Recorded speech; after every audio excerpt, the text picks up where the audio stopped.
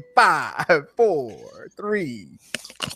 Scotch. What's going on, guys? You got Chris and Sean with Talking Through the Medias. We're going to be doing a session on the top retro video games. This is not decade specific. This is more what one could consider to be retro. And for me and Chris, this is kind of a lot of this is in the 80s and the 90s because that's when we grew up. So, all right, so I'm going to pull up my little list here. So I think we should do this back and forth. You know, like I'll go, you go, because it seems to. I wait and with anticipation too long when I'm waiting to hear Chris's and I got to spew my shit out. So I'd say let's do 1 and 1 or 2 and 2. What do you think, Chris? Oh, whatever you like, man. If you like it, I love it. I'm gonna throw one out. You throw one out there. All right. So, and this is in no particular order, guys. This is just kind of for me at least what spit out on the page as I was going through. Not my. This is better than this. So let's just a friendly like stroll through memory lane. Yeah, that's exactly right. Through a walk down memory lane, video game edition. The video game edition. All right, so up, down, down, left, right. That's right, and actually that game was on there too. So actually, you know what? Fuck it, I'll go ahead and say that one because Chris made a reference, which you guys probably have. The millennials have these retro shirts that say up, down, left, right. So we're gonna start off with this with Contra, one of the first big co-op games that you and your friend could play on the Nintendo at the same time. It was kind of like a side-scroll platformer. And if you did the up, down, left, right, BA, select, start, you would get 30 lives at the beginning. Do you remember this, Chris? Contra? But, you know, a fun fact, you didn't have to hit select, but people did it anyway. I thought it was select, start. I remember hitting select, start. Up, down, left, right, BA, select, start. Oh, shit, maybe it was actually start, but select, when people just kept hitting it because it didn't interfere with it working, so people just sometimes people include the select, sometimes they didn't. But it technically was just up, down, left, right, BA start. BA select. Damn it! See, you can't because everybody kept saying start. So, I still have a Contra shirt somewhere where it shows the two dudes back to back like a movie poster, and you get these like floating orbs, and it would make like a swirly gun, or it'd make like a gun that would shoot out, or a laser. And, you know, for one of the first games that in my memory, you know, that most of the game was like a side platform jumper.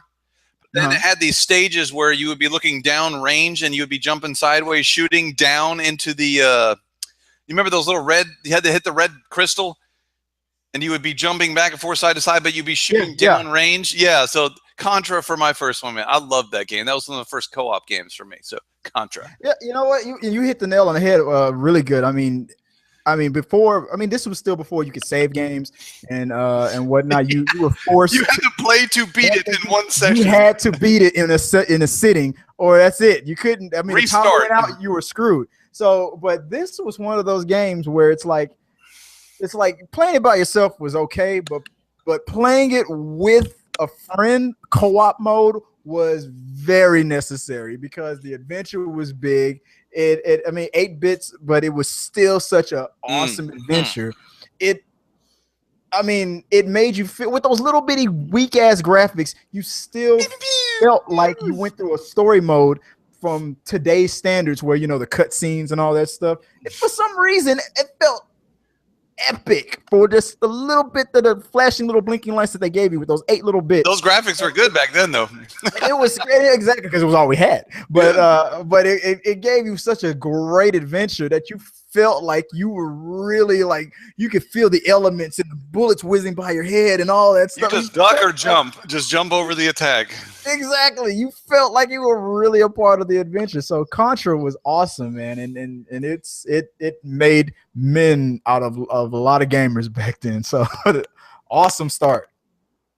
All right, what you got for me, Chris? What's your first one? From the game, one of the games that took me back was, I would say, Sonic the Hedgehog Part 2. Part 2. I like Part 1, but for some reason, Part 2, when Knuckles came into the picture, everybody needed a sidekick. I thought it was Tails. Yeah, Tails was a part of the first time you got to meet Tails. I mean, when I think Tails was the answer to Luigi, since the Mario Brothers already had 2 players from the beginning. I mean, you needed, but correct me if I'm wrong. Was Luigi in Mario Part 1, Super Mario Brothers 1? Yeah, he was. Was he there? Yeah, he was in Super Mario Brothers, because they had a Mario Brothers before. It's kind of like Donkey Kong, but Super Mario Brothers, the brothers, Yeah, brothers. Yeah. So Luigi was there on part one. I think he might have been the entire thing. This sounds like we're stupid, but yeah. So we'll see. Well, I know Mario first appeared in Donkey Kong, so you're probably right. It was Mario and Luigi, Mario and Luigi Mario. But everybody needed a sidekick. Batman had his Robin, even Superman had little Jimmy and all that stuff, and whatnot. But Sonic, when he came out on the scene, he didn't have a sidekick. At first, it was like he didn't need one, but then it's like, okay, we need two people. What can we come up with?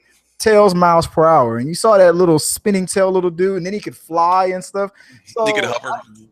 Exactly, he could hover for a while, and I don't know what it was about that game, but that game I spent a lot of hours on that game. There's way more. I played the first one, but for some reason the second one was just. I think it was the publicity. The first one was kind of like nobody had heard about it. It was kind of like one of those. I think it was one of the launch titles for the Mega Drive, as they call it. It was one of the first times that a game came with the console. Was that game?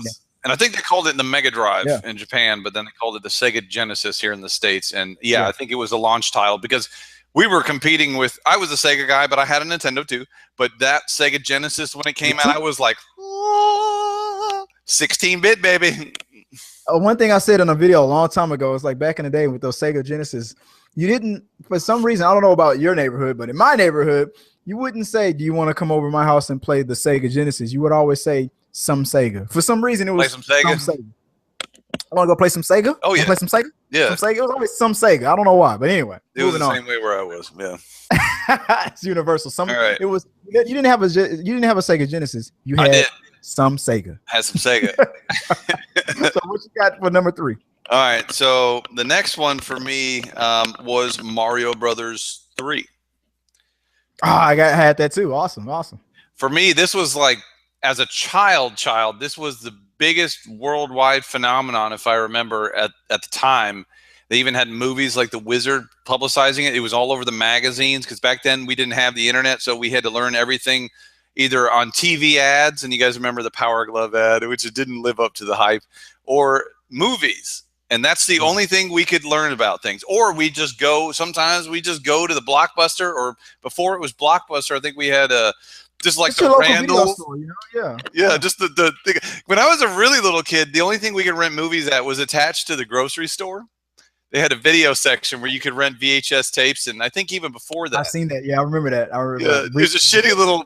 But they gave me a bunch of the posters when I was a kid when they take the movies down and stuff. So my whole you guys would have loved it, you movie nerds out there. My room was lined with movie posters, and that's why we Super Mario Brothers 3 was like, again, with the 8 bits that the 16 bits or whatever that they gave you and whatnot. It was.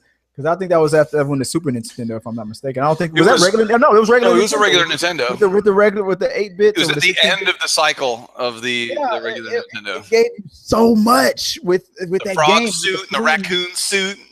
Yeah, jumping levels and all that stuff but it was crazy stuff. And then I think with the movie The Wizard was the first one that introduced the official announcement to the world was through a movie. Mm-hmm. Perfect cross marketing and whatnot through different platforms, through a movie, TV. It was a perfect synergy moment where it was like, what? I mean, we didn't have the internet back then, so seeing it, announced on a movie was a big deal back then. It was like, that was some great ahead of its time stuff at the time. Now it was like that shit would have leaked online way before.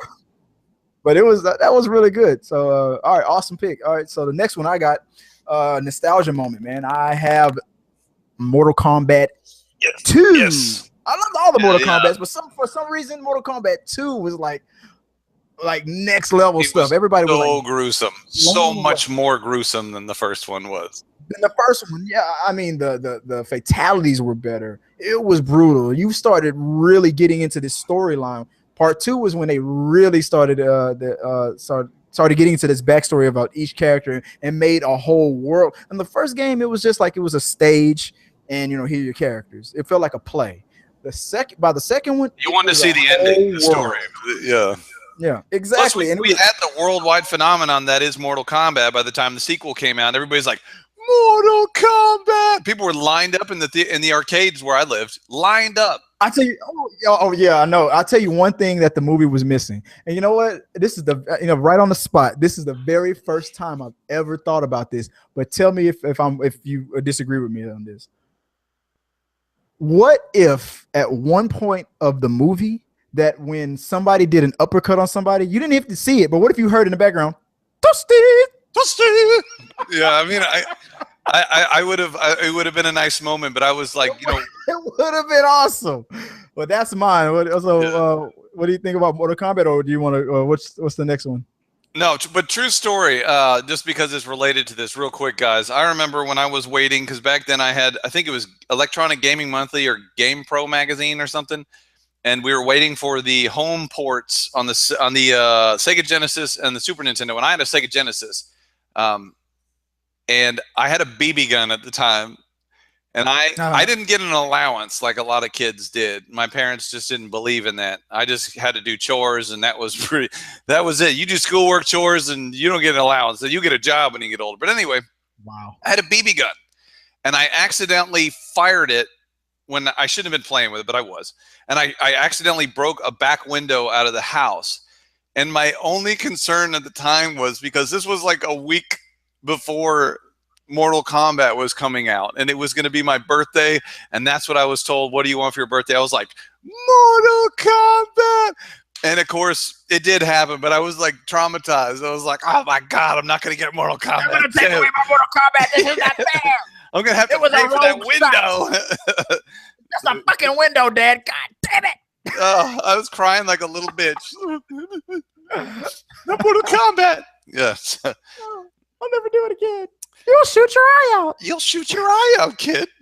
All right. So, in Mortal Kombat, the original one was on my list too, but the next one in the same vein, and this was an arcade phenomenon. You may know where I'm going with this. Killer Instinct.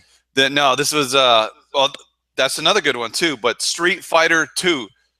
Damn it! I had that one. Street Fighter 2, Horyuken, Shadouken, and all that crap, man. Oh my God! I didn't own a Super Nintendo, and the good version of this game.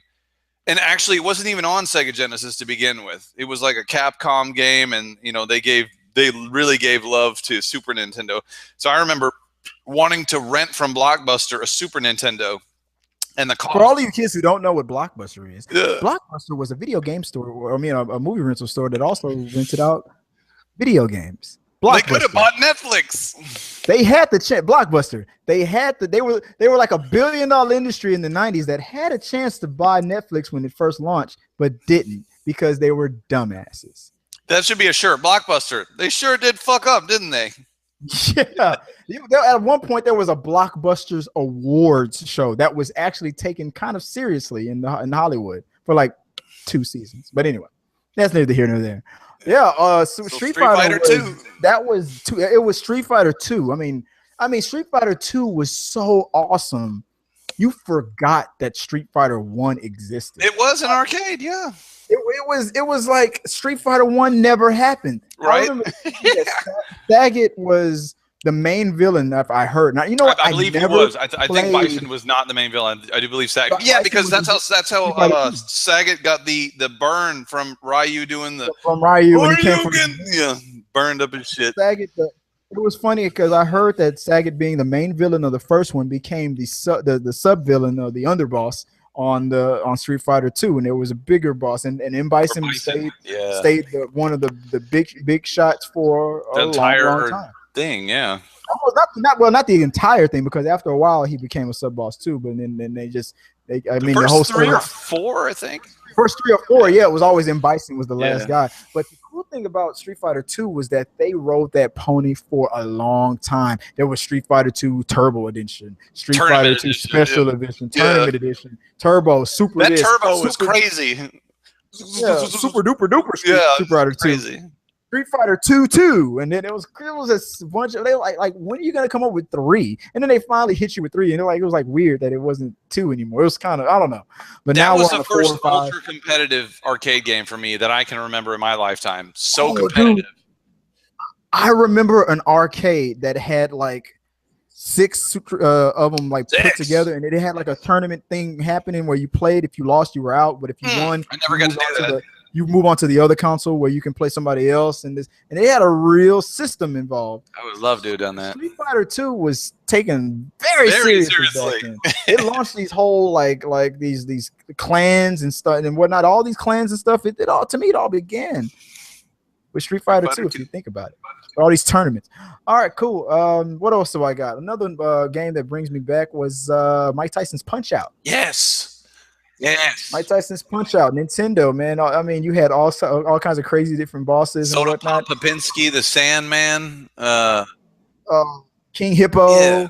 All Glass Joe or something like that. Like if you lost against the first guy, if you lost against Glass Joe, you had no business playing the damn game. You notice when you knock them in the air, they go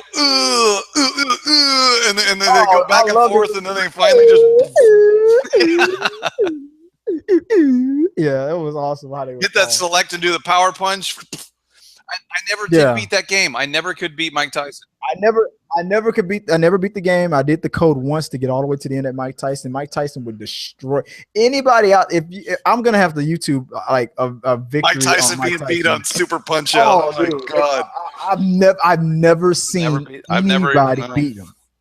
I know it's online somewhere, but I'm gonna look it up. I don't know if I actually even ever got to Mike Tyson. I think I got to the second to the last stage. I know I never beat him. Cheat. I put the code in the cheat to see it, but he kicked my ass. Mike Tyson. This is what you get for putting codes in. Mike Tyson Super Punch Out. Or did you use the Game Genie? No. There was a code to get straight to Mike Tyson, and then he would kick your ass for using the code. But you just got. You think you can get a title shot? You think you get a title shot? Boop, boop. That was good. That was one punch, and you will be gone. That was one of the most frustrating games. That was one of those first games where you're just like, fuck this game. And you just like throw it down and oh no, I got to go back. I got to try. Because if I quit, I got to do this shit all over again, man. Oh yeah. I'm sure Nintendo made a lot of money by people throwing their fucking Nintendo on the ground and smashing it because of that one game. This game is going to make us billions.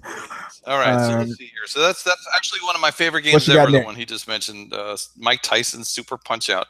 All right, so the next one I had was another arcade game, and these were one of my favorite cartoon characters of all time, the Ninja Turtles arcade game. I had that too. I had the arcade game, and I also did Turtles in Time because those two games. The one on the NES. Yeah. Yes, I never beat the NES one, man. The swimming sessions in the sewer with where you're just like swimming up, and I never. Oh no, the original NES one. No, I didn't like that one. I didn't beat it. I didn't beat it. It was so frustrating. But the arcade game, I always played with either Michelangelo or Leonardo. Preferred Leonardo because that was my boy. I always played with Donatello or Raphael, so we would have been good friends playing that because we didn't play with the same characters. Cowabunga awesome. And that Teenage Mutant Ninja Turtles. I hear that song come out of the arcade machine. They did a good job of keeping that intro perfectly for 8 bits. They did a good job on that. I don't think that the arcade was originally. I know that the transfer was 8-bit, but I think that the original arcade was either a 16 or 32-bit machine for the. Oh yeah, they had to dumb it down. Yeah, for the consoles. They did a good job. Man, it was awesome. I played the shit out of the end.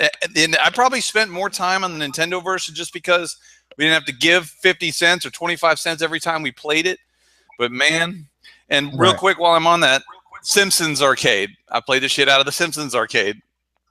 Oh, I forgot about that one. That Marge with her vacuum cleaner. Yeah.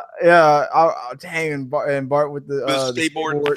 Mm-hmm. Oh man, I forgot about that one. Oh yeah. So, what's yours? All right. So you mentioned. All right. So you mentioned 2. So I got to mention 2 now. All right. So I've got. Let me do a 2-hitter quitter so we can save some time. I know this wasn't back in the early 90s or the 80s or anything, but it's on a console that's no longer in rotation now. On the original Xbox or on PlayStation, the first PlayStation, I played Abe's Odyssey. Oddworld? Yes, I played that. I love those games, it was man. So quirky. It was ahead of its time. The way their cutscenes were so the cinematic value of those and the world that they built was so unique and whatnot. I'm sorry that they made so much money and then all of a sudden they just kind of fell off. They still exist. I think you can get one of those on Xbox Live. I think they did a remaster of it, but I know the company still exists, Oddworld. I know they still are out there, but I think either they're gonna fold soon or they're gonna. I don't remember the publisher for that one. I thought it was Midway, and I think Midway is under. No, it wasn't Midway. It was I mean, Electronic Arts? they called themselves Oddworld as Oh. well. The name of the company is Oddworld, and they tried to make a whole like it reminded me of how Midway did it because they were trying to make a whole thing out of their company, like Apple or something like that, like become like the hip new like edgy kind of gaming company. And yeah, like that, like have a fan base that would always keep them alive forever. But I mean, it was they had a chance, but it didn't quite work. They're still out there, but It was a quirky game, and if you try to explain it to your friends, they might be like, "Ooh, that sounds kind of nerdy." You'd be like, "Yeah, but you haven't tried it though."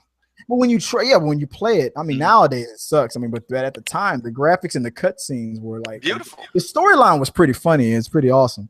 It was like Earthworm Jim. It was kind of like the same. Literally just you just cut me off when I was just about to say it. It reminded me of Earthworm Jim. You bastard. I read your mind. Our minds are aligned. All right, so I said that, and then what did I say? I was gonna say too. Yeah. Next, I guess, and did you ever play Fart Man? No. Oh, that was on Sega. Yeah, but anyway, we'll talk about that another day. My next one was Sonic CD. That was a game that nobody like that many people really played when it was the first time gaming consoles went to a CD. It was 3D down the tunnels. You would run down the tubes and the tunnels and stuff, and the music was really clear. Oh yeah, it was. It actually had a real awesome like a rock band soundtrack. You could put it in your CD player and listen. I mean, even my son, he's 5 years old. I even got him playing that game, and he loves the song. You can play this. Really? Yeah, you can play the CD in your regular music player, and you can listen. Oh damn! I don't remember if I did that or not. I don't know if I had a CD player. I just tried it, and it worked. And I would listen to the music in the background. I just remember the song "Sonic Boom, Sonic Booms." I mean, you got to check it out. It's pretty cool, and it still holds up today. But all right, what you got? All right. So the next two on my list were Tekken, the original Tekken. Got it. On the arcade. Yep. And I got several more, but then I'll jump to the next one. Would be the T2, the arcade, T2. Where you had the Terminator 2, where you had the gun and you would shoot. That was. Did you ever play Terminator versus RoboCop? Oh yeah, I had that on my Sega Genesis. Yeah, yeah, I played that. I think I rented that game, played it a little bit. And it was like rated mature. It actually had the MA on the bottom. Like, what's that? Exactly. Because I think it was bloody. Like, I think that was the first time that RoboCop was allowed to jump on a video game. I think it was. I I didn't like that. Like, come on, really? Like RoboCop's got ups. That's weird. Yeah, that was awesome. Next one I had was NBA Jams. Yes, that was on my list too. So I'll go ahead and take that one off. NBA Jam. That's one of. Oh, I love that game. NBA Jams and NBA Blitz. NFL. I sucked at Blitz. Yeah, Blitz became with our other friend we game with Mike Jones is what we call him. Yeah. Blitz became like a religion. Was that on 64? We had it on no. We played it on the first Xbox. We played it on that, and that's what we played it on. Oh, okay. I think it was on 64, but I think we mostly played it on the first. Yeah, I think we were right, but then we mainly played it on the first Xbox and on the Xbox 360. But Blitz was we played the hell out of it. We took it so seriously that we came up with like championship belts, and we had like tournament like you beat the champ, or you had to fight your way up to playing up the champ, and the champ would always come up with rules and stuff. Like if you lose, you can't talk shit. Oh yeah, like losers can't talk shit, or if you lose, you have to fight you have to do 2 tournament matches before you have a chance at the title again. All kinds of crazy stuff. We had like belts and different kind of belts. We had tag team. We had stupid ass belts. I went to Kinko's and I would put it together and put it in plastic and like. Oh, it was crazy. Oh, to be a young man. Oh yeah, early 20s, just acting a damn fool. Acting like you're 12 years old. I got the belt. Who's the champ, bitch? Oh man, you ask him next time you talk to Mike. Ask him about the championship belt. Who's got that Blitz belt? Yeah. what's the next one? Yeah. So my next two I had were Metroid on the original Nintendo. Oh my god, I don't know if you ever played Metroid. I didn't know she was a chick that whole time. Oh yeah, because if you put in, was it There was a code Bailey, Justin Bailey. I think you typed in the code because back And you then can see that was her outside of her. yeah, you can see her as the chick without her armor on. Justin Bailey, if I'm not mistaken. That was one of the few games you could put in codes for your save points. Yeah, that was I think that was the first time that a video game revealed that the character was a female. I think that was the first time the main character was a hero and was a female, if I'm not mistaken. But that was pretty badass. You could roll along the ground as a ball and drop the little pew, pew, pew, pew, the little pellets that would explode. I remember they made a cartoon out of that too. Did they? Yeah, Mother Brain. It was when the Super Mario Brothers game was out there and Zelda Metroid game Prime. was out there. Or not Prime, Super Metroid. Yeah, Super Metroid, yeah. I didn't get to play any other ones. I just played the original Metroid on my, and that comes to my, I guess, we'll do another one of these lists, guys, because this list could go on and on and on. My last mention would be, Double Dragon 1 and 2. Oh, yeah. Oh, yeah, but Double Dragon was pretty badass. 2 was my favorite because you and your friend could play it on the screen at the same time, like Streets of Rage 2. Streets of Rage 2. Everybody was always a fight. What was better, Double Dragon or Streets of Rage? But we were both pretty good. I don't know. What was and I think Streets of Rage was the one that had when you played the Japanese version when you uppercut the girl with the short shirt. Oh yeah, Blade. What was her name? Blade. You could see her nipples when her shirt came up, but on the American version you couldn't see that. But on the Japanese version you can see boobs. She had a ripoff. She was like. She did that Hadouken thing. She was like Hadouken, and she would like fire like a ball out. I mean, I don't think she but because I think it was a Comcast game, and I think one of the Streets of Rage guys was even, if it's Jin, I think is his name, is in Street Fighter now. He's official fighter in Street Fighter now. There was the big wrestler guy. There was the little black kid with the rollerblades. There was the white dude with the bandana. He was like the Street Fighter guy, and then there was the girl with the. She would do that somersault backwards kick and do the Duken and throw the fireball. I always used a chick. I don't know, for some reason, she was the most badass to me. Here's an honorable mention. If you want to laugh your ass off, go to on YouTube, go to Dorkley, DORKLEY or LY, Dorkley, and type in Double Dragon. There's they have a skit where they have the Double Dragon guys, punching their ways through. And then one of the last guys is a dude in a wheelchair. Sorry, I just can't see it on the Double Dragon. He's like, what the hell? I don't want to hit a guy in a wheelchair. He's like, let's just go around him. And they try to pass him by. He's like, and they can't advance to the next screen. And the guy in the wheelchair is like, yeah. He's like, yeah, can't go to the next screen when I'm finishing all the enemies on this level. Come on, let's do this. Come on, let's go. Come on. And he's like, oh, so I'm not gonna give it all away, but you got to check out how that one ends. Don't hit the guy in the wheelchair. Yeah, there's a wheelchair dude. But okay, so my last two, and this is the last two I have. I have Duck Hunt and Final Fantasy 8. Not 7, but 8. I didn't get into 7. Like, that was the big one. I didn't want to play that one for some reason, but then I was like, okay, let me see what this Final Fantasy crap is all about. And I played 8. And I love this story. The storyline was awesome. It was the first time that the characters were actual, like, real size kind of human-like people instead of like little miniature kind of people. And it just the animation just blew me away with those cutscenes, and the story was pretty cool, and that made me a fan of Final Fantasy. So those are my two. Final Fantasy. I never played the Final Fantasies just because at that age I was not into role-playing games, but my brother was a huge fanatical fan of those. You had like 3 or 4 discs that you had to continue the story on and put the other disc in because it was so much, and they gave you all those discs. It was pretty awesome. The Duck Hunt I played so much it's not even funny. And just real funny thing, it never ends. I tried. It does not ever end. It just keeps going and going. So there is no way to beat that game. No, it just never ends. We tried. It just add more ducks. I always thought there was something rigged about that shit. You literally just put the gun up to the TV, roll. They just go so fast, and you're like, and it just never ends. It gets to a certain. All of a sudden, that dog is like. My mother would always play the game and try to shoot the dog. Yeah. Yep. So that's it for me. That's what I got. So, guys, we will come up with another list, but for right now, this is just some of the top retro childhood memories. Oh, I forgot, man. I forgot two last ones, and I got to put these on the list real quick. Resident Evil from the PlayStation 1. At that time, I thought was my favorite game I'd ever played on a console. And last but not least, and in retrospect, probably one of my favorite, if not my favorite video games of all time as a kid was a game, and I use this as my gamer tag now, was called BioForge. It was a PC game back when PCs started getting kind of beastly, and you couldn't get graphics like that on except anything but the PC. So guys, that is our rundown for this week. We will bring you more of the same and different lists and different topics. Any closing thoughts, Chris? No, that I got. It was awesome to go down memory lane on these games. I love this stuff. Yeah, go out there and buy those old systems and play the hell out of these games. They were badass. Don't knock it till you try it, brother. In the meantime, if you have any comments, questions, you want us to react to something, you want to get our opinion on something, click subscribe, leave comments down below. We just hit 700 subscribers. Yes. We are on the road to 1K. Yes. In the meantime, keep watching the movies, playing the games, killing noobs.